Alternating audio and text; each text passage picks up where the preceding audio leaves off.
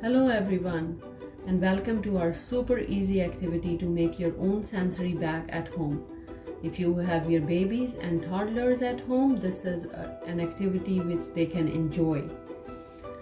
All we need is a zipper bag, a duct tape, oil of any kind, water, some pom-poms of different sizes, and googly eyes I have chosen for different sizes, but you can use some sprinklers and some macaroni as well in the sensory bag.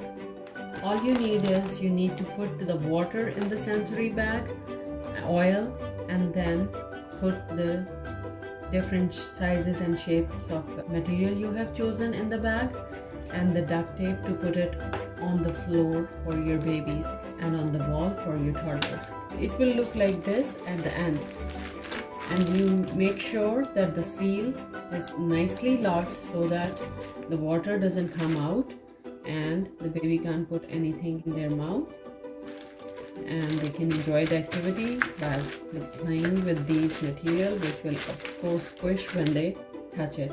And this is the duct tape on the floor.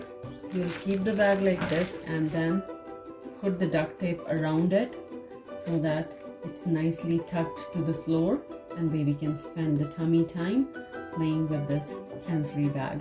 And on the wall too, you need the duct tape to put it nicely attached to the wall.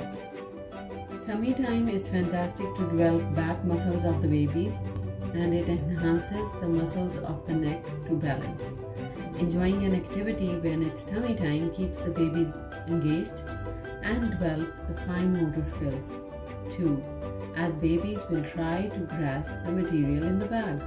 If you enjoyed this video, please give it a like and subscribe for more fun homemade activities.